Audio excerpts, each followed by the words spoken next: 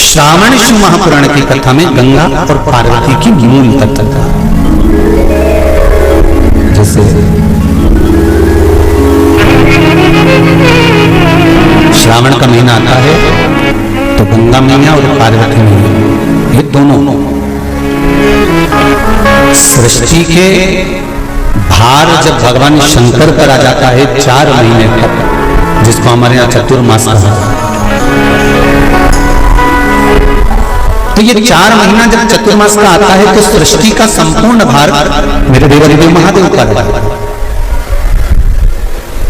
और देवादिदेव महादेव पर जब सृष्टि का भार आता है तो केवल अकेले महादेव इस भार को नहीं उठाता, इस भार को उठाने के लिए गंगा और माता पार्वती भी उनके नजदीक में आकर खड़ी हो जाती है।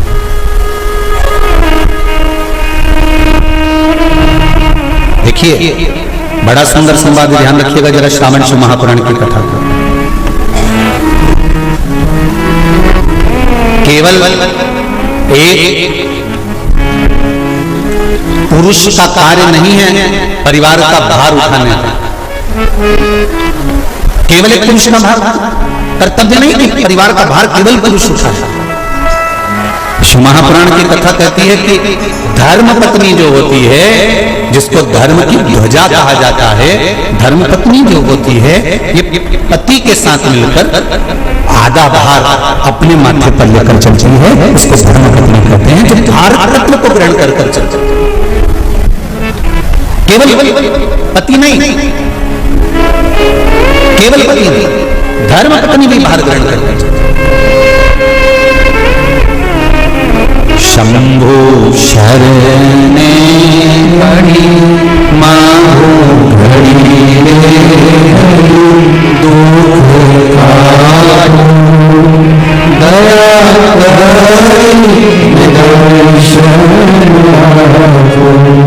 दया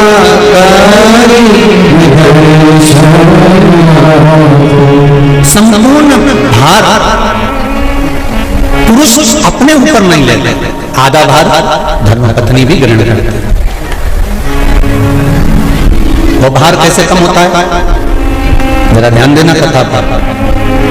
पति दुकान पर जाकर, नौकरी पर जाकर, व्यापार करने पर जो कमा कर लाता है उसका भार, जो कमा कर लाया उसके माध्यम से धन से घर का थोड़ा भार कम हो जाता है। ये तो हुई कमाई से। अब शिव महापुराण की कथा कहती है कि पत्नी आधे भार को कैसे कम कर देते थे,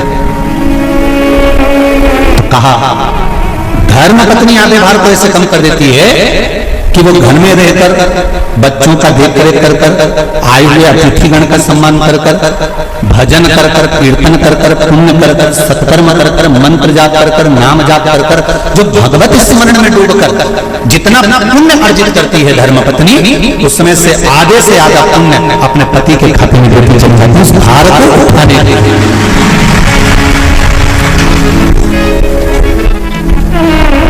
उस भार को उठाने में आधे से आधा भार धर्मपत्नी अपने व्रत, अनुष्ठान, मंत्र, साधना, तप, उपवास आदि के माध्यम से काटती है। एक बात और याद रखिए, श्रावण के महीने में सारे व्रत आते हैं बहुत सुंदर सुंदर। छोटी तीज का व्रत भी अभी आ जाता है, बड़ी तीज का व्रत भी आ जाता है। दुबे जी, छोटी तीज भी आएगी, बड़ी तीज भी आएगी, और अच्छे से अच्छे व्रतों का क्रम रामकिशोर जी बीच बीच में श्रावण, भादो, कुमार, कार्तिक में आते रहते। ये 4 महीना जो व्रत आते हैं, इन व्रतों की मूलता क्यों कही गई है? ये सारे व्रत चतुर्मास के अंतर्गत ही आते हैं, इन व्रत को बाद में भी आ जाना चाहिए, पर नहीं, मूल जो व्रत हैं, पूजन है, अनुष्ठान है, देवी देवताओं के जो पूजन के भाव बताए वही चतुर्मास में बताए। इसका कारण क्या है? क्यों चतुर्मास के व्रत की महत्वता होती है?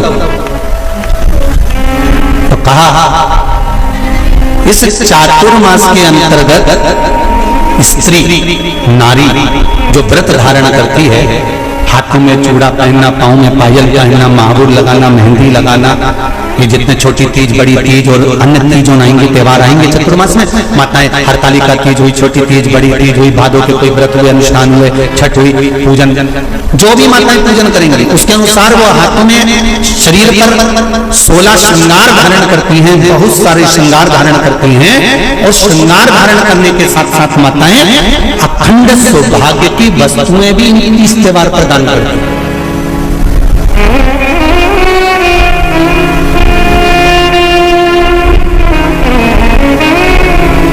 जो अखंड सौभाग्य की सूचक, जो अखंड सौभाग्य की वस्तुएं वो देने का प्रयास करते हैं, दान।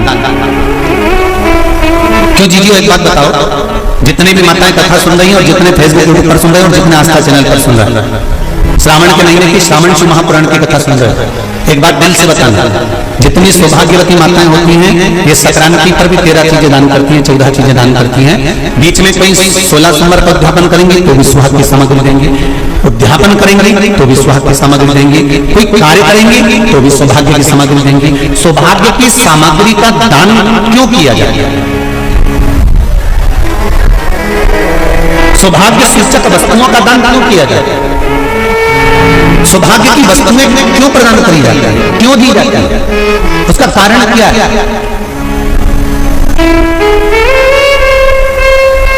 क्यों देते हैं महाराज?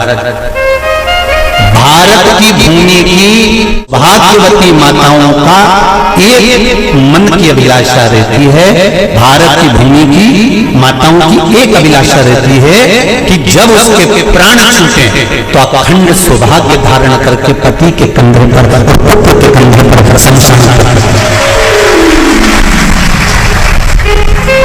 ये भारत की भूमि की माताओं की सोच, उनके मन का संकल्प, उनके मन का भाव। और विदेश की माताओं का क्या संकल्प होता है महाराज? भारत का एक संत विदेश गया और भारत के संत जब विदेश गए तो वहां पर एक मां, एक स्त्री पति की कब्र के पास में बैठकर पंखा कर रही थी। भारत के संत को बड़ा दुख हुआ, देखो हमारे यहाँ की माताएं तो पति के साथ सती हो जाती हैं, हमारे भारत की भूमि की माताएं तो पति के साथ सती हो जाती हैं, पर ये तो विदेश की माताएं तो भारत की माता से भी बढ़कर है कि पति मर गया, कब्र के अंदर है तो भी पंखा कर रही हैं। ये तो इनसे भी बड़ी है, भारत की माता से भी बड़ी है ये विदेश की माता। तो भारत के संत से रहा नहीं गया और भारत के संत ने जाकर पूछ लिया विदेश की माता से, माँ जी एक बात बताओ, हमारे यहाँ पति के साथ पत्नी सती हो जाती है, वो प्रथम गिनती में आती है, पर तुम तो उससे भी बड़ी हो कि पति मर गया उसके बाद भी उसकी कब्र को पंखा कर रही हो। इतने में विदेश की माता ने कहा, मैं पति को पंखा नहीं कर रही, हमारे यहाँ नियम है जब तक पति की कब्र नहीं सूख जाए हम दूसरी शादी नहीं कर सकते, इसलिए पंखे से सुखा रहे, इसलिए पंखे से सुखा रही है। मेरे भारत की माताओं में और विदेश की माताओं में अंतर है सर। मेरे भारत की माताएं अखंड सौभाग्य की वस्तुएं धारण कर अपने आप को गौरवान्वित महसूस करती हैं और विदेश की माताएं ये सब वस्तुएं उतार कर गौरवान्वित महसूस करती हैं।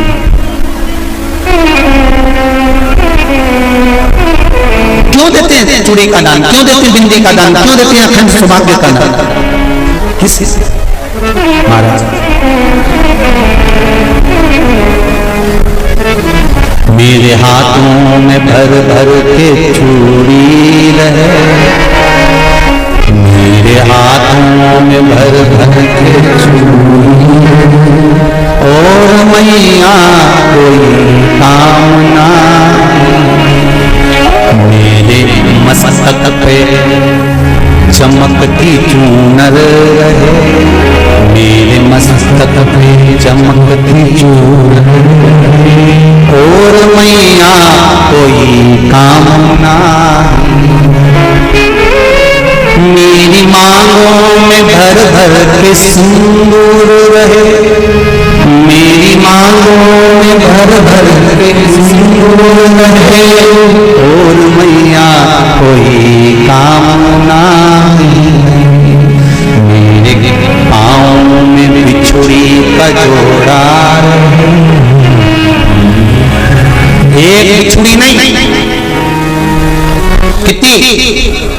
2, 3, 4, 5, एक एक पांव में जोड़े से बिछुड़ी होना चाहिए, केवल एक नहीं, सिंगल नहीं।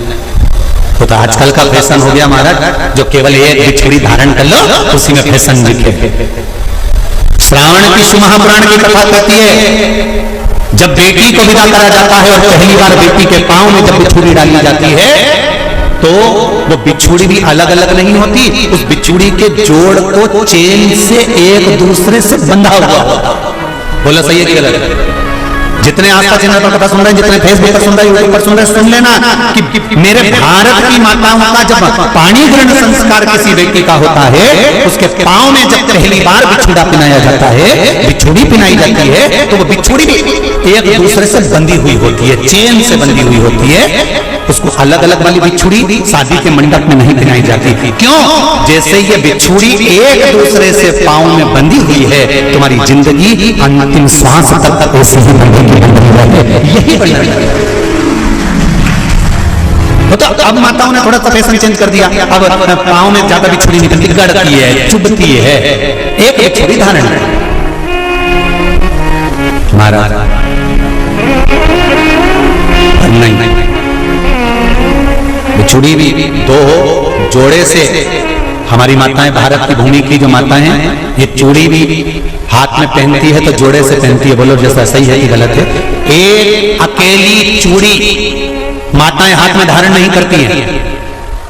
अगर भारत की भूमि की संस्कारित माताएं हैं और भारत की भूमि की सभ्यता और संस्कृति को जानती है तो अकेली चूड़ी नहीं, जोड़े की चूड़ी पहनेगी, 2 चूड़ा डालेगी, 4 डालेगी, 12 डालेगी, पर सिंगल नहीं, अकेले। और सरल भाषा में समझ लो, हमारे यहां ठेले पर लेने जाओ तो जो केले अपन खाते हैं वो भी सिंगल नहीं देते, उसको भी जोड़े से दिया जाता है। 2 दूं की, 12 दूं की, आधी दर्जन दूं की, 1 दर्जन। अब अंदाजा लगाइए, हमारे यहां देने का भी एक भाव है। श्रावण के महीने की शिव महापुराण की कथा, जिसका नाम है श्रावण शिव महापुराण की कथा, ये कहती है कि पार्वती जी ने और गंगा जी ने ये चतुर्मास में जितना सौभाग्य का दान दिया है, उनके बराबर दुनिया का कोई व्यक्ति इतना सौभाग्य का दान नहीं दे सकता, जो माता गंगा और पार्वती दोनों दान दे रहे हैं, प्रतिदिन दे रहे हैं। और अब आपको फैशन आ गया, तुम लोगों को सौभाग्य का दान देते हो, प्लास्टिक की डलिया में लेते हो। पर एक एक पुराण को उठाकर देख लेना, एक एक अध्यापन को उठाकर देख लेना, जितनी तुम कथा तुम्हारे घर में छोटी छोटी कथाओं की पोथियां पढ़ी हो, उनको उठाकर देखना। उसमें नहीं लिखा कि प्लास्टिक की डलिया में सौभाग्य की वस्तु का दान दिया जाता है, उसमें लिखा है बांस की पिटारी में, बांस की डलिया में सौभाग्य की वस्तुओं का दान दिया गया। क्यों? क्योंकि बांस वंश की वृद्धि करता है, बांस सौभाग्य की वृद्धि करता है, और बांस अखंड सौभाग्य, जैसे बांस का पौधा बढ़ते चले जाता है, बढ़ते चले जाता है, उसी तरह बांस की डलिया में जब दान दिया जाता है, बांस की टोकरी में जब दान दिया जाता है, तो ये भाव रखा जाता है कि तुम्हारा सौभाग्य ऐसे ही बढ़ता है। अब थोड़ा सा फैशन चेंज हो गया, तो प्लास्टिक की डलिया, पर प्लास्टिक की नहीं। महाराज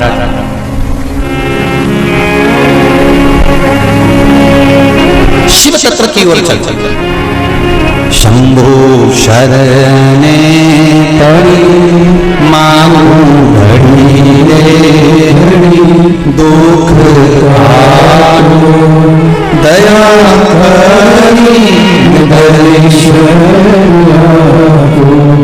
तो गंगा मैया और पार्वती मैया चतुर्मास के अंतर्गत जो त्योहार पड़ता है, चतुर्मास के अंतर्गत जो व्रत करते हैं, ये किसी दूसरे के नहीं है। तीज का व्रत माता पार्वती का, छठ का व्रत माता पार्वती का, चतुर्थी का व्रत माता पार्वती का, ये सारे व्रतों की शुरुआत गंगा और पार्वती ने अपने बल से। बोलो हर हर महादेव, ये अपने बल से बनाना, अपने बल से।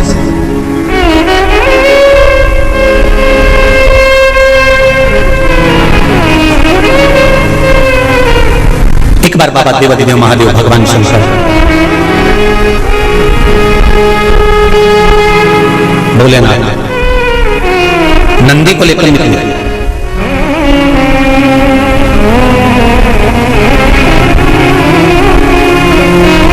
और नंदी को लेकर जब भोलेनाथ जी चले, बीच मार्ग में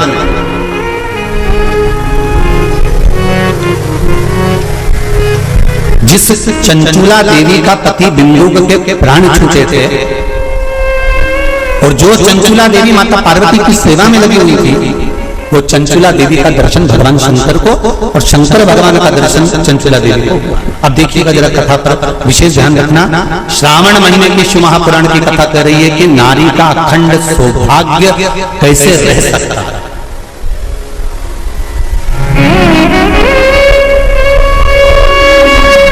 अपने घर के बच्चों को, अपने घर की बेटियों को, बेटों को, अपने घर की बहुओं को, अपने परिवार को कैसे एकजुट कर कर एक साधना में रखा जा सकता है, वो शिव महापुराण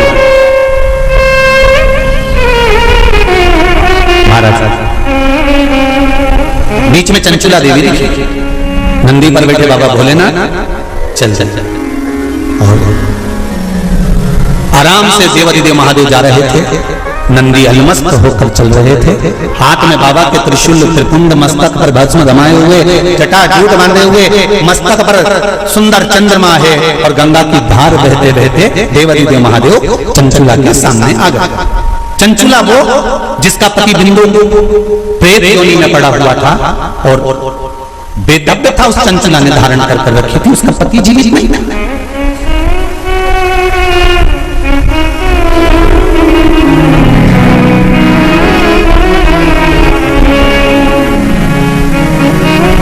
हाथ जोड़े चंचुला देवी, अब निवेदन करा महाराज, हे भोलेनाथ, हे त्रिकालदर्शी, शंकर भगवान की पुराण तुम्हारे सम्मुख में है। भले आस्था चैनल पर कथा सुन रहे हो, फेसबुक पर सुन रहे हो, चाहे एक वरेश्वर बाबा की पावन धरा पर ऑनलाइन शिव महापुराण की कथा को श्रवण कर, जहां बैठकर सुन रहे हो वह दिल से बाबा से अपने मन की बात इस मंत्र को बोलने के बाद अवश्य कह देना चाहिए, उससे विनती अवश्य करना चाहिए। तेरा ही दिया मैंने खाया तेरा शुक्रिया, तेरा शुक्रिया, दिल से कहो। हम तेरे भरोसे पर कथा सुन रहे हैं, हम तेरे सहारे सुन रहे हैं, और तुझे साधना, और ये साधता भी वही है, कोई दूसरा नहीं साध सकता। महाराज तलवार के घाव को सुई पर निकाल देता है तो मेरा शंकर ही हो सकता है, इसके सिवा कोई दूसरा नहीं। तलवार के घाव को अगर सुई पर निकाल रहा है तो वो शिव है। जो हादसा हुआ पूर्णिमा पर, वो अगर दिन में होता तो ये तलवार का घाव जैसा नहीं होता, और निकाल दिया सुई के घाव पर, सुई पर। ये शिव है, कोई दूसरा नहीं, ये शंकर है, कोई दूसरा नहीं। वो कुबेरेश्वर महादेव है, साधारण नहीं हो सकता। भक्ति अविरल हो,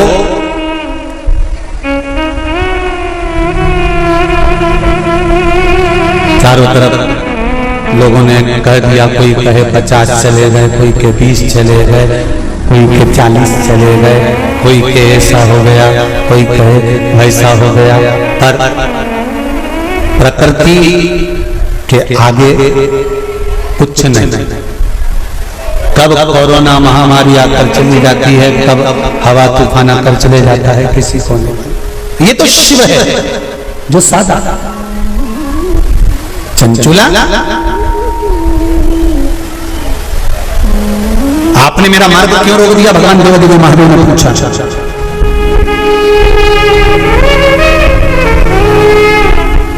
आपने मेरा मार्ग क्यों रोका? इस मार्ग को रोकने का कारण क्या? किस लिए रोका है? चंचुला देवी की आंख में जल भरा हुआ था।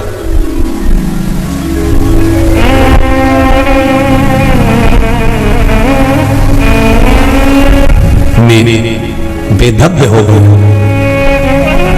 चंचुला देवी कहती हैं, मेरे पति के धाम को मुझे वापस जाना है। जिस लोक में मेरा पति रहता है मुझे उस लोक में जाना है। शंकर भगवान ने एक बात बड़ी सुंदर कही चंचुला देवी को, आपको मालूम है? चंचुला,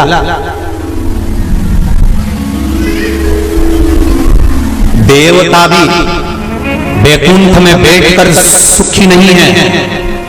देवता कहते हैं कि मेरे भोले के पास कैलाश धाम पर मुझे जाना है और मेरे शंकर के पास मुझे रहना है। और तुम कहती हो कि प्राण त्यागने के बाद मुझे पति के धाम को जाना है। चंचुला जी कहती हैं, प्रभु मैंने भी कोई ऐसा पुण्य का कार्य तो नहीं करा कि मैं वैकुंठ जाऊं। तो इससे अच्छा मेरा पति जो चोरी करता था, छल करता था, बेईमानी करता था, कपट करता था, प्रपंच करता था, और वो जिस जगह पर है, बोले वो नरक में कहां है, मैं तो इसके पास में जाना चाहता। शंकर भगवान ने कहा कि चंचुला तुम मृत्यु लोक में आई हो और पृथ्वी पर आने पर तुम्हारा पति प्रेत योनि में पड़ चुका है, तो क्या तुम प्रेत योनि में जाना पसंद करोगे? ध्यान देना रे भाई, अगर कोई भूत बन गया, प्रेत बन गया, तो तुम भी भूत प्रेत बनना पसंद करोगे क्या? अरे बोलो तो जमके नहीं ना।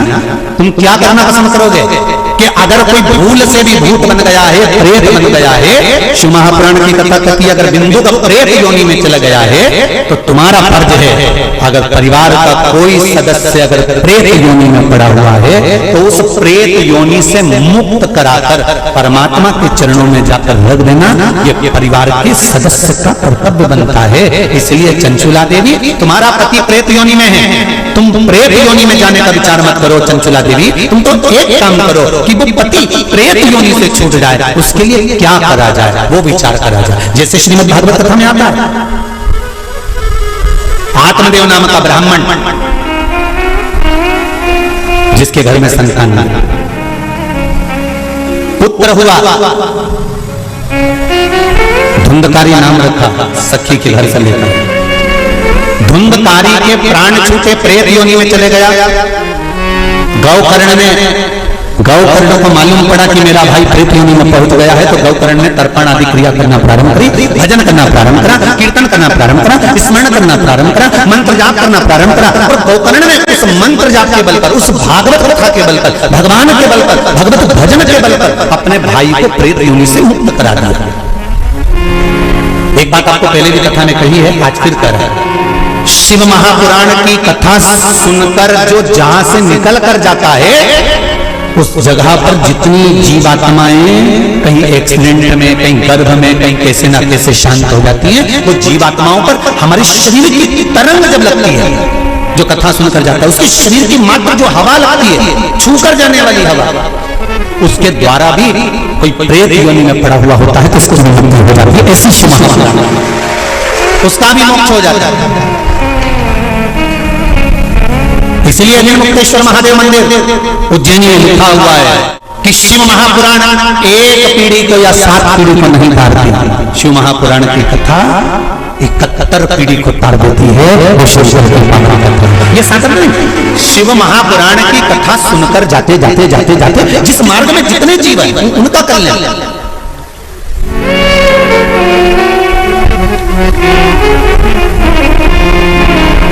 इतना तो करना स्वामी जब प्राण से मरना निश्चित है, प्राण छूटेंगे ये निश्चित है, कब छूटेंगे ये पक्का पता नहीं, किसकी कितनी उम्र है ये मालूम नहीं है।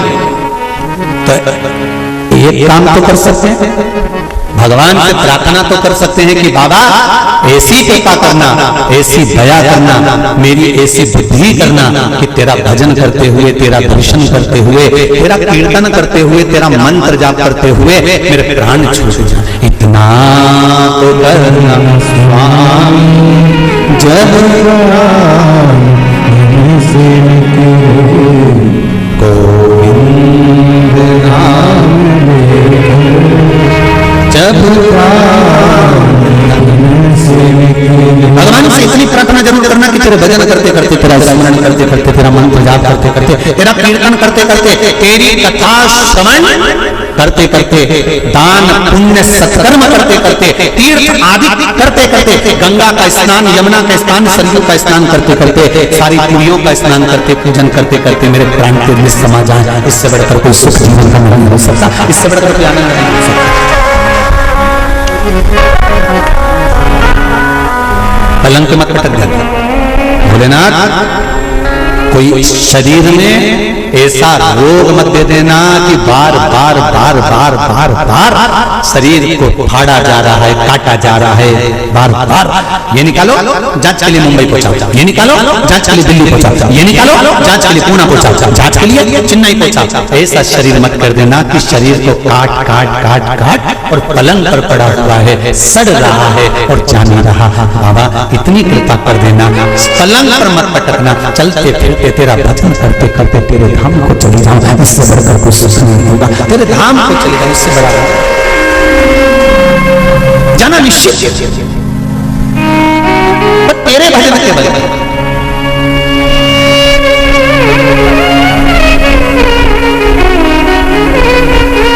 महाराज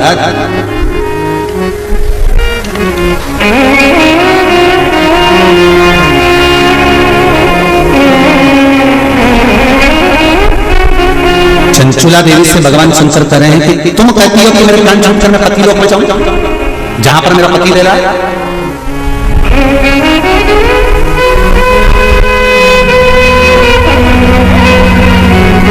ध्यान दो, इसको और सरल तरीके से समझ लो।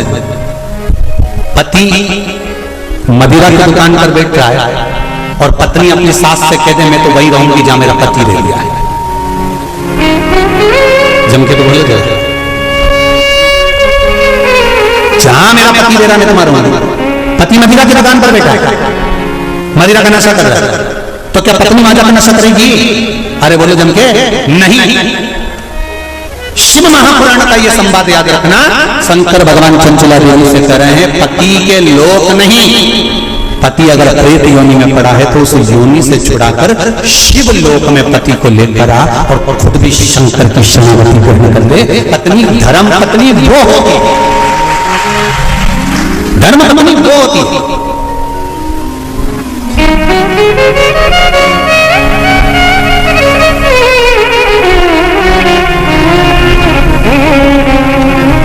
नहीं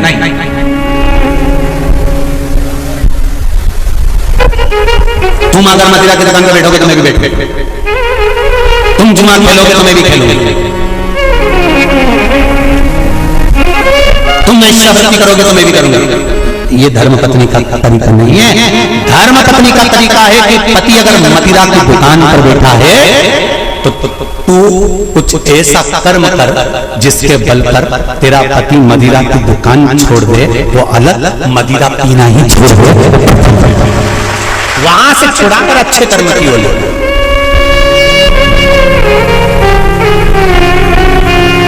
ये दुबे जी भी बैठे हैं कथा में और ये बोरबन जी भी बैठे होंगे महाराज, और ये सत्यता की बात कर रहे हैं हम दुबे जी को भी और रामकिशोर।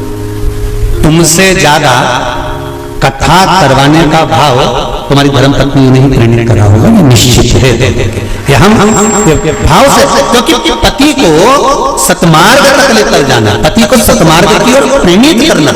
और आज भी कमी नहीं है, सावन का महीना चल रहा है, आज भी जितने लोग आस्था चैनल पर कथा सुन रहे हैं, फेसबुक पर कथा सुन रहे हैं, मेरा विश्वास करता है कि घर की माताएं, घर की धर्म पत्नियां अपने पति से एक बार तो कहती होंगी सुनो जी सावन का महीना चल रहा है, आज अपनी छुट्टी है, एक काम करते हैं 2 लोटा पानी लेते हैं और ले जाकर समर्पित कर देते हैं। सुनो आज छुट्टी है, एक बेलपत्र बाबा को चढ़ा देते हैं। आज छुट्टी है, एक काम करते हैं, हो सकता है सोमवार के दिन हमको ऑफिस जाना पड़े, हो सकता है सोमवार के दिन हमारा वर्किंग डे रहे, इसलिए काम करते हैं रविवार आ रहा है, शनिवार आ रहा है, कोई छुट्टी का दिन आ रहा है, अपन एक काम करते हैं शंकर का अभिषेक करवा लेते हैं। किसी ब्राह्मण को घर में बुलाएं, शिव जी का अनुष्ठान करवाने, शंकर का अभिषेक करवाने, पूजन करवा लेते हैं। एक काम करते हैं चलो अपन शिव के धाम चलते हैं। ये धर्म पत्नी अपने पति को प्रेरणा देकर कहीं ना कहीं सतमार्ग की ओर जोड़ देती है, उसको धर्म पत्नी कहते हैं। वो तो कहीं कहीं की ऐसी जगदम्बा होती है, पति अगर गलत भी करता है ना तो वो कभी नहीं कहती तुमने गलत काम करता रहा, क्योंकि वो सोचती नहीं ना, वो तो अच्छा है। मेरे माता पिता ने शादी कर दी तुम्हारे साथ, तुम मदिरा की दुकान पर बैठे हो कि वेश्यावृत्ति कर रहे हो कि मांसाहार कर रहे हो कि क्या कर रहे हो, उसको कोई मतलब नहीं। वो तो लगी, उसे कोई मतलब नहीं कि ये कहां जा रहा है कि क्या कर रहा है। और जो दिल से चाहता है धर्म पत्नी, अगर पति को हृदय से, उसका नाम ही धर्म पत्नी है। हमने पत्नी नहीं बोला, हम धर्म पत्नी करें। धर्म पत्नी होगी, पति अगर गलत कर रहा होगा तो उसको मार्ग से खींच कर लेकर।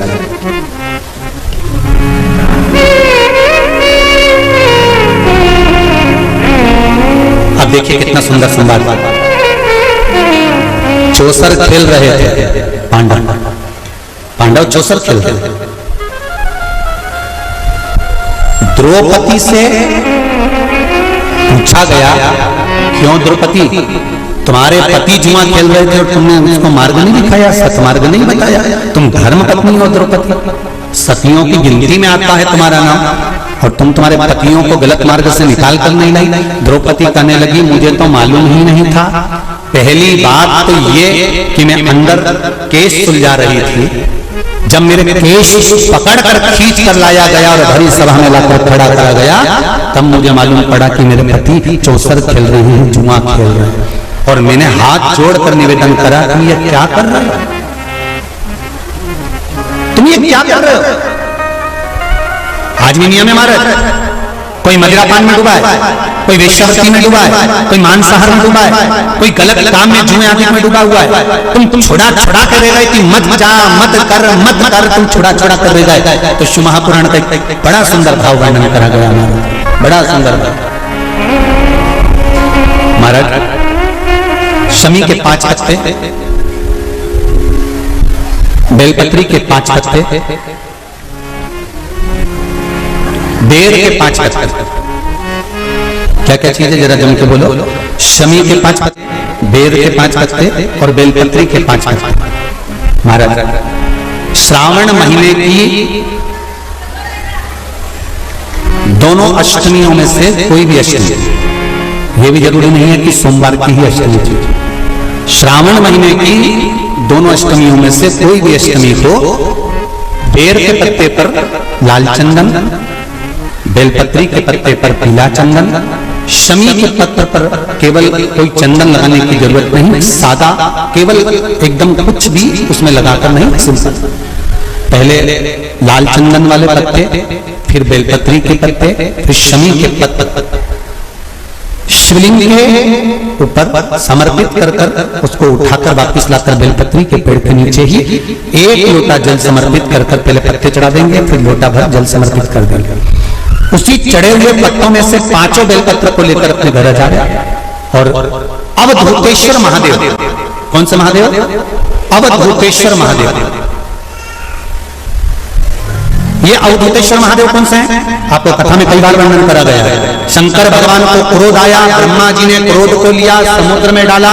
उस रूप को क्रोध का एक रूप था, क्योंकि जो मदिरापान करने वाले होते हैं, व्यसन करने वाले होते हैं, गलत काम करने वाले होते हैं, इनको सुधार करे जाओ। जितना तुम समझाओगे ये उतना आग बबूला होंगे। तुम बच्चों से कहोगे गलत लड़के के साथ रहना मत रहे, तो और ज्यादा क्रोध करेगा, और चिड़चिड़ करेगा, और अपशब्द करेगा। तो ये क्रोध को सही नहीं करते। अवधूतेश्वर महादेव, अवधूतेश्वर महादेव का स्मरण कर 5 पत्तों को लेकर आइए। कुछ समय बाद जैसा जैसा समय की अनुकूलता मिले, आप किसी मदिरा का पान करने वाले या किसी व्यक्ति को वो पत्ते दोगे या प्रसाद के रूप में दो तो अच्छी बात है, नहीं तो उस पत्ते का थोड़ा थोड़ा भाग भी प्रतिदिन मात्र 21 दिन तक अगर थोड़ा थोड़ा भाग भी दे दिया जाए तो धीरे धीरे मदिरा पान, व्यसन, गलत आदतें छूटना प्रारंभ हो जाती है और वो शंकर की शरणागति ग्रहण करते हैं। महाराज शिव अर्चना, ये तो अभी अभी लोगों की थोड़ी सी सोच गलत हो गई। ये दुनिया के लोगों को ये तो मालूम नहीं है भगवान शंकर के लिए। हाँ, शंकर भगवान के पास में भांग रहती है, शंकर भगवान के पास में भांग रखी हुई होती है। शंकर भगवान का भांग का श्रृंगार होता है, क्योंकि उसको बूटी के रूप में, औषधि के रूप में लिया जाता है। पर कोई कहे कि शंकर भगवान भांग का नशा करते हैं, तो ये संसार के लोगों को समझा देना कि शिव भांग का नशा। मेरा भोलेनाथ भांग का नशा नहीं करता, शिव नशा।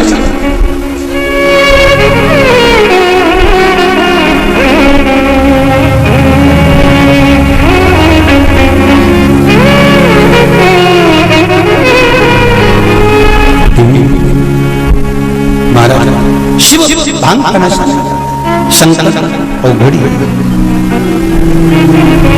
मेरा भोलेनाथ औघड़ दानी, और मेरा शिव जब औघड़ी, मेरा शंकर जब भोलेनाथ औघड़ी, जितनी वस्तुओं को धारण करता है ये सब औषधि के रूप में प्रयोग में, सब औषधि। महाराज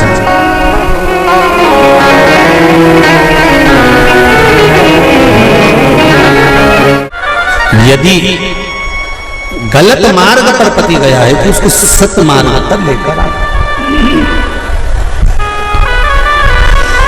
सत्य मार्ग की ओर लाने का प्रयास करें।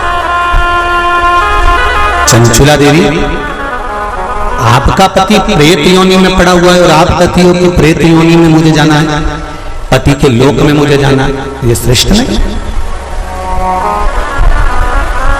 गलत मार्ग पर कोई चला गया है तो उसको सत्य मार्ग पर खींच कर लाने का काम किसका है? जम के बोलो जरा, धर्म पत्नी का है कि अगर पति गलत मार्ग पर चले गया तो उसको खींच कर लिया।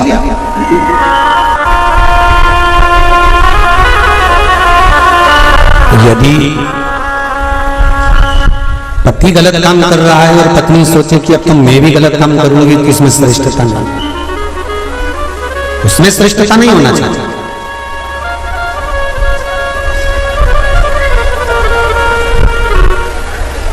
अब मेरे उघड़दानी मेरे भोलेनाथ ने कहा, चंचुला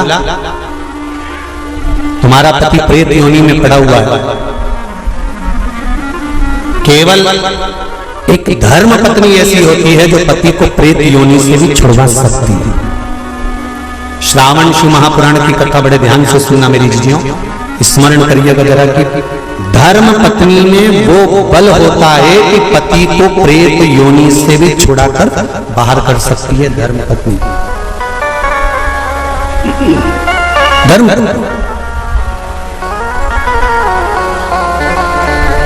अब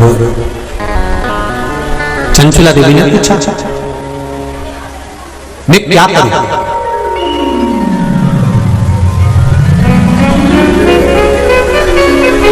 शंभो शरणे मां घड़ी घड़ी दुख पाओ, दया भरी दर्शन आओ। चंचुला देवी पूछ रही है कि मुझे करना क्या है? पति को प्रेत योनि से कैसे मुक्त किया जा सकता है? ध्यान से सुना रे भाई। कई लोग कहते हैं कि श्राद्ध पक्ष आ गया, ये कर लेना चाहिए तो प्रेत योनि से मुक्ति हो जाएगी, पितरों की शांति के लिए ये कर लेना चाहिए तो पितृ मुक्त हो जाएंगे। पहले तो एक बात अच्छे से समझ लो, पितृ मुक्त नहीं होते, उनकी शांति होती है। क्या होती है? जम के बोलो जरा, उनकी शांति होती है। जब आप किसी तीर्थ में स्नान कर रहे हो, जब आप किसी तीर्थ में हो, स्नान कर रहे हो, पुण्य कर रहे हो, सत्कर्म कर रहे हो, भजन कर रहे हो, कीर्तन कर रहे हो, मंत्र जाप कर रहे हो, तो उसका एक अंश, एक भाग हमारे पूर्वजों के खाते में, हमारे पितरों के खाते में जाता है, तो उनके खाते में पहुंचता है, ये निश्चित है। आपने किसी ब्राह्मण को भोजन कराया, भले अपने पितरों के निमित्त नहीं जिमाया, कोई ब्राह्मण को एक गिलास पानी पिलाया, भले अपने पितरों के निमित्त नहीं पिलाया, पर आपका एक अंश उसके खाते में चला जाएगा। उससे क्या होगा? पितरों की शांति। और समझ लो, गया जी में पिंडदान कर देने से क्या पितृ मुक्त हो जाते हैं?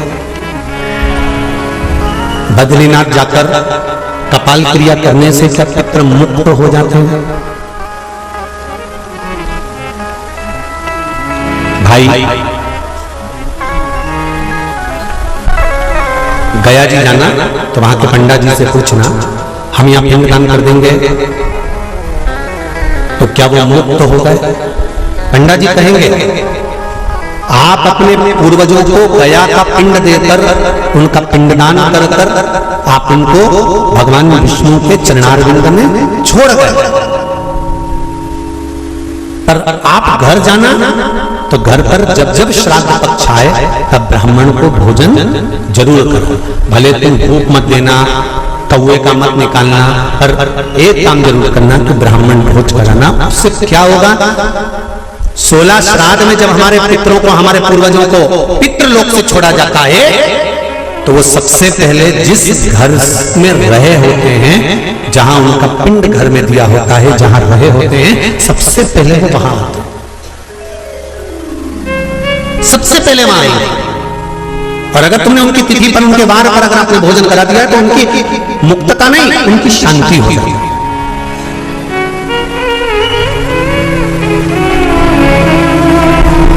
पितरों की मुक्ति कैसे है? उनकी मुक्तता कैसे है? प्रेत योनि की मुक्तता कैसे है? तो कहा, जैसे भगवान का नाम लेने वाला व्यक्ति दूसरा जन्म नहीं पाता, उसी तरह भगवान का जो भजन करते हैं, कीर्तन करते हैं, मंत्र जाप करते हैं, या शिव महापुराण की कथा, राम कथा, भागवत कथा, विष्णु पुराण आदि आदि जितनी भी पुराण हम श्रवण करते हैं, हमारे श्रवण करने का एक भाग हमारे पितरों के खाते में जाता है, तो उस कथा के फल से उनकी मुक्ति हो जाती है, उनकी कथा के फल से मुक्तता। प्रेत योनि से मुक्त हो गया धुंधकारी, बिंदुक प्रेत योनि से मुक्त हो गया। काय से होगा? शंकर का स्मरण, शिव महापुराण की कथा का रसतत्व ग्रहण करना, राम कथा, भागवत कथा का मात्र स्मरण करना, उससे मुक्त।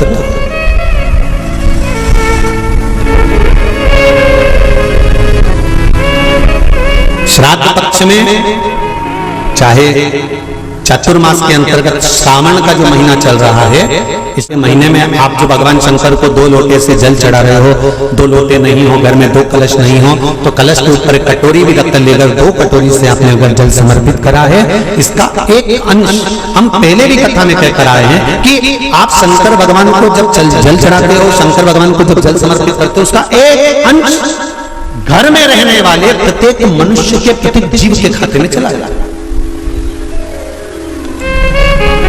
सारी समस्या का हल, जम के बोलो जरा, 1 लोटा जल, ये सारी समस्या का।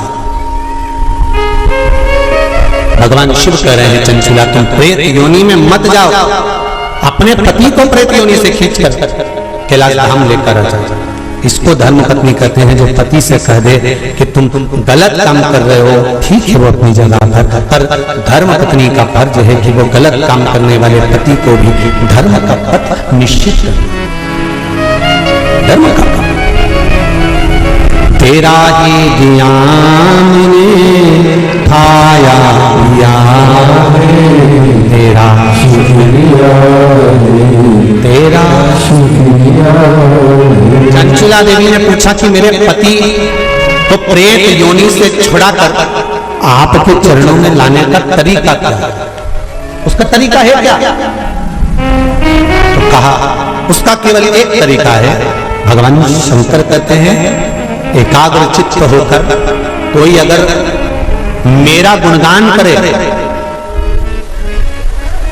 शिव कह रहे चंचला देवी, शंकर का मात्र गुणगान करने वाला, शिव महापुराण की कथा को मात्र श्रवण करने पर तेरे पति प्रेत योनि से छूट जाएगा। चंचला देवी ठहाका लगाई, हंसी, मुस्कुराई, हंसी चंचला देवी। अब देखिए, कोई व्यक्ति समझा रहा है, आपकी सास बहू को समझा रही है, और बहू सिर पर पल्लू लेके ठाका लगाकर खूब जोर जोर से हंसे, तो ईमानदारी से बोले सास को गुस्सा नहीं आएगा? कैसी पगली है, अकल का सब बेच खाई इसने। मैं समझा रही हूँ और ये ठिठोली बना रही है। मैं इसको समझा रही हूँ और ये मेरे ऊपर हंस रही है। सास बहू को समझाए और बहू खूब ठाका लगा लगा कर हंसे तो सास को बुरा लगता है। शंकर भगवान के सामने चंचुला देवी हंसी पर मेरे शिव जी को बुरा नहीं लगा। क्यों? शंकर भगवान कहते हैं कि ये मनुष्य का शरीर जो मिला है ना, 60 साल, 50 साल, 70 साल, 80 साल, 90 साल, 40 साल, आजकल उम्र की कोई सीमा है क्या? 100 वाले, 90 वाले तो बहुत कम मिलेंगे साहब। जितने भी मिलेंगे आप कहीं पर भी सूचना पाओगे 65 का था, 70 का था, 72 का था, 80 की तो बॉर्डर कबड्डी जैसे छूटे आते हैं कहीं कहीं के। 80, 85 और 90 की बॉर्डर तो कबड्डी जैसे छूटे आते हैं। कहीं कहीं के होते हैं जो तु करते करते वहां तक पहुंचते हैं और 80, 90 की उम्र को छू के फिर आते। नहीं तो आज का जमाना तो 70 हो जाए, 80, 70, 75, 70, 75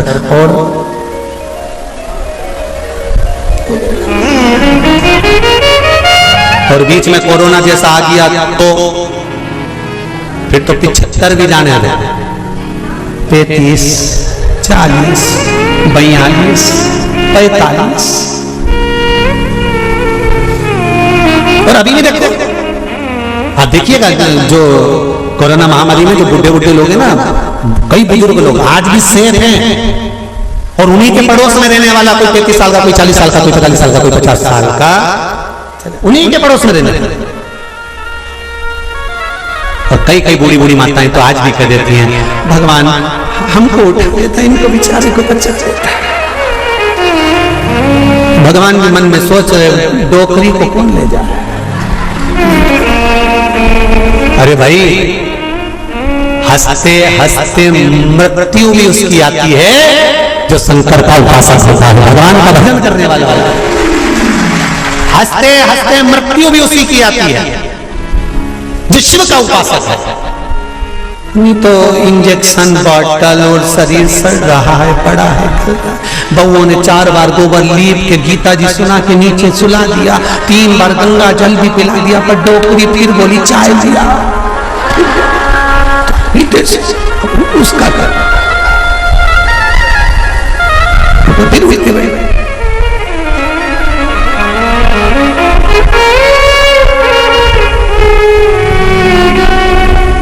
अरे भाई तुमको अगर बगीचे का सबसे सुंदर फूल पसंद है, तुम एक से बढ़कर एक बगीचे में गए पर फूल वही तोड़ते हो जो तुम्हें पसंद आता है। मेरा महादेव संसार में से उसी को उठाता है जो महादेव को पसंद आता है। ये शिव है जो महादेव को पसंद आता है,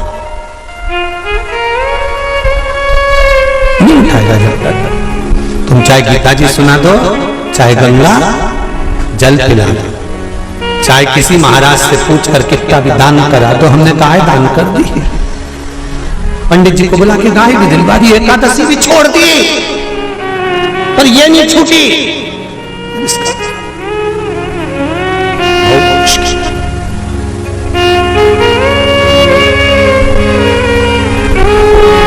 चंचुला ने ठाका लगा दिया नंदी पर। मेरे भोलेनाथ है, मेरे शंकर नंदी पर विराजमान। और जो चंचुला देवी हंसी ना, शंकर जी प्रसन्न हो गए। सास समझाए बहू को और बहू हंसते जमके तो सास को बुरा लग जाता था। मेरे महादेव को मुस्कुराने वाले पसंद है, वो कभी बुरा नहीं मानता कि कौन हंसा उसको मुस्कुरा। इसलिए आपको कथा में कहा आपके पास में अगर 1 लोटा जल नहीं है, बेलपत्र नहीं है, आपके पास में चावल का दाना नहीं है, फूल नहीं है, तो क्या कहा था? शंकर जी के मंदिर में जाना और उसको देखकर एक स्माइल कर कर मुस्कुरा कर भी आ जाना। शंकर जी भी समझेंगे तब दुख इसकी जिंदगी में है तो वो भी मुस्कुरा रही है, तो पार्वती जी भी कह देगी चिढ़ा रही है। काय का मुस्कुरा रही है? तो चिढ़ा के कह रही है कि दुख तुमने दिया है तो मिटाओगे भी तुम, इसलिए मैं मुस्कुरा रही हूं, मेरे दुख को मिटा देना। जैसी प्रसन्न होकर मैं आई हूं तुम्हारे मंदिर में, ऐसी प्रसन्न कर कर भेजना, ऐसी प्रसन्न।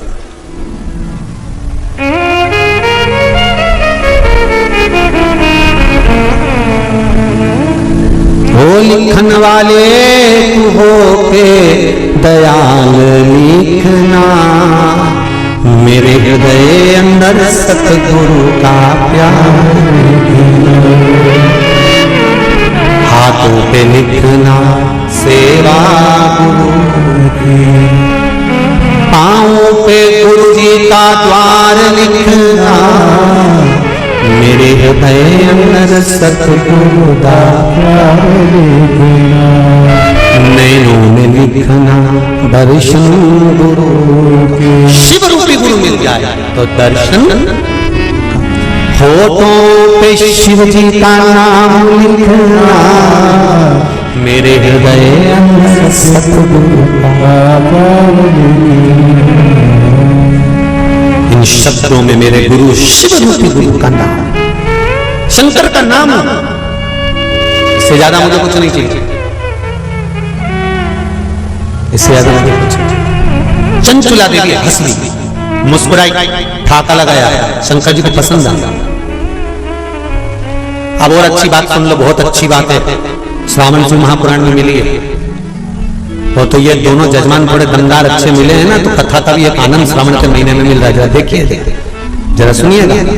सारे राक्षसों की कथा निकाल लो तुम आज घर पे जाकर, रावण को निकालना। जब जब राम के सामने आता था तो ठाका लगाता था, किन लगाता था, बोलो जम के सही है कि गलत है। कंस कृष्ण भगवान के सामने आता था तो ठाका लगाता था, किन लगाता था, जाने दो। पूतना, तृणावत, अघासुर, बकासुर, इनको भी, और जितने जितने जितने जितने तुम राक्षस निकाल सकते हो, तारकासुर, भस्मासुर, रावण, ये जितने जितने असुर हुए इन सब को देख लो, भस्मासुर, ये सब, और भी तुम जितने सीरियल निकाल सकते हो, नाटक, उनमें देखना। देवी मैया रक्त बीज को मारने जा रही है, रक्त बीज हंस, महिषासुर को मारने जा रही है, महिषासुर हंस। एक दो बार तो माता देवी मैया को भी थोड़ा टेंशन हुआ कि मैं इसको मारने जा रही है, हंस क्यों रहा है। रावण मरने जा रहा था और मुस्कुरा रहा था, हंस रहा था, ठहाका लगा था। आज भी रावण जलता है ना, जब कौन से मैदान में, अरे जम के तो बोलो, रावण मर के चले गया पर प्रॉपर्टी आज भी रह गई उसकी।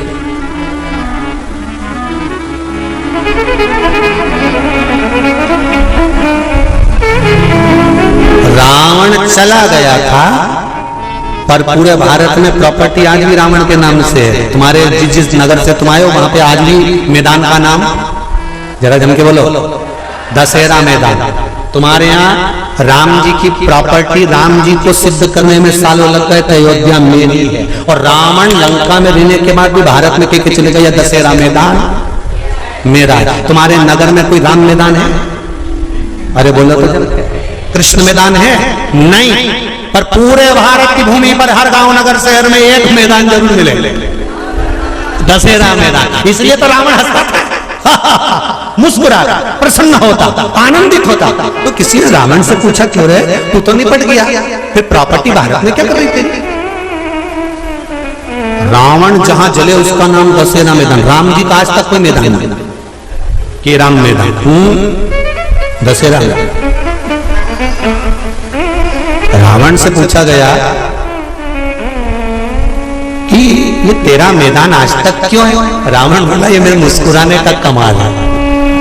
मैं जो मुस्कुराता था ना, उसमें मेरा भोलेनाथ कायल हो जाता था। बस इसीलिए कहते मुस्कुराने में सब कुछ छुपा हुआ, सब कुछ।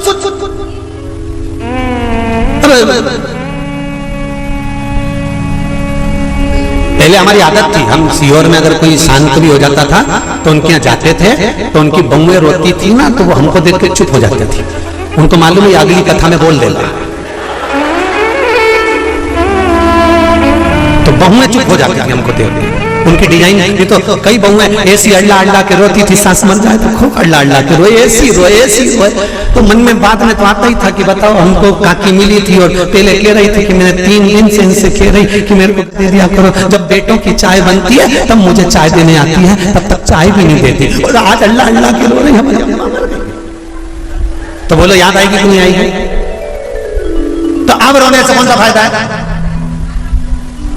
इसीलिए निवेदन है 25 लाख की गाड़ी में बैठने वाले भी एक दिन 25 रुपए के लोटे में भर के गंगा जी चले जाता था। अकड़ में तो रहना नहीं।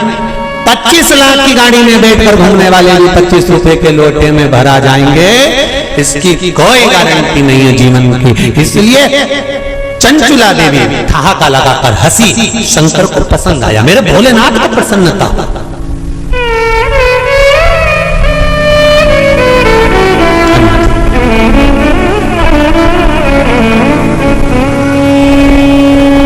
मृत्यु की घड़ी में मौत तुम्हारे सामने खड़ी है और तुम्हारे चेहरे पर स्माइल होगी ना, तो यमराज भी टेंशन में आ जाएगा कि ये हंस क्यों रही है। तुम रास्ते से निकल कर जाओ, एक प्रैक्टिकल छोटा सा करके देखना, तुम रास्ते से निकल कर जाओ, जाते जाते जाते जाते थोड़ा सा मुस्कुराता चले जाओ तो 4-6 दुकान वाले टेंशन करेंगे। बोलो सही है कि गलत? 4-6 दुकान वाले टेंशन में रहेंगे, हंसा क्यों, ये हंसा क्यों, ये हंसी क्यों, क्या काम है? मृत्यु की सैया पर प्राण छूट रहा है और तुम्हारे मुस्कुराहट है, और मुस्कुराहट किस चीज की है? अंत समय आना पड़ेगा, वचन दिया तो निभाना पड़ेगा, आए ना आए रहू कबीरा, अंत समय भोले आना पड़ेगा। कोई आए ना आए, अंत समय पर मेरा महादेव आए, अंत समय पर। मृत्यु की घड़ी पर अगर मुस्कुरा भी रहे हो ना आखिरी में, तो यमराज को चिंता लग जाएगी।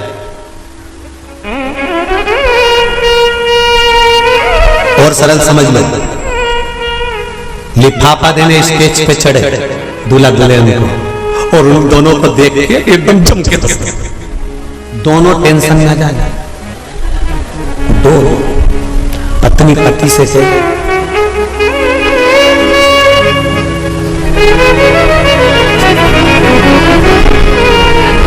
तो पति भी कहेगा, तो धीरे से काना पूछ लो, ये हंसा क्यों?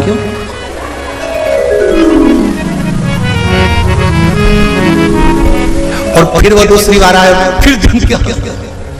तो पूछोगे कि नहीं पूछोगे? इधर आ रहे हो बेरू, इधर इधर, ये बता कि तू स्टेज पे आता है और बहुत तेज हंस के जाता है, बात और टेंशन दोनों को है, बात। रसगुल्ला खाते खाते भी पत्नी उस टेंशन में पड़ी रहेगी और पति से पूछेगी तुम्हारा दोस्त इतनी तेज क्यों हंसा था? सही बात। पति पत्नी को गुलाम वो हंसा क्यों, ठापा क्यों लगाया? अंत समय में अगर चेहरे पर प्राण छूटते समय भी मुस्कुराहट होगी तो यमराज भी शंकर जी के पास जाकर पूछेगा कि इस मुस्कुराहट का कारण क्या है? शंकर जी कह देंगे ये मेरा भक्त है, मुस्कुराता रहता, इसके चेहरे पर स्माइल है, ये मुस्कुराता रहता। मृत्यु तो आना है, निश्चित है, पर मौत में भी जो प्रसन्न रहे वो संत, वो साधु, वो सन्यासी, वो तपस्वी ही हो सकता है। अंत समय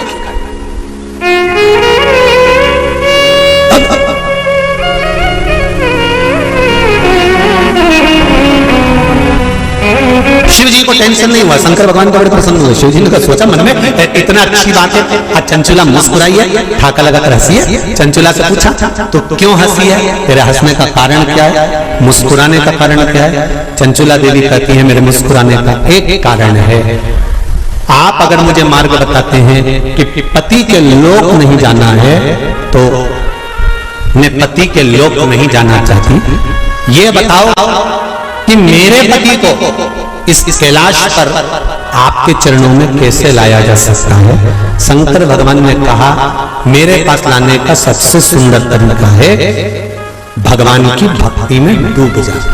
अर्थात जो तेरे हृदय में बैठा है, राम तुम्हारे हृदय में है तो राम की भक्ति करो, कृष्ण हृदय में बैठा है तो कृष्ण की भक्ति करो, माँ अंबिका तुम्हारे हृदय में बैठी है माता की भक्ति करो, और शंकर अगर तुम्हारे हृदय में बैठा है तो शिव की भक्ति करो। चंचुला देवी कहने लगी मैं कहाँ किसको ढूंढने जाऊंगी, वैकुंठ में भगवान विष्णु है, ब्रह्मलोक में ब्रह्मा है, इंद्रलोक में इंद्र है, पर पृथ्वी पर मृत्यु लोक में तो मेरा देवाधिदेव महादेव है, तो इसी से मेरा पाला है, तो इसी का नाम क्यों नहीं रखना।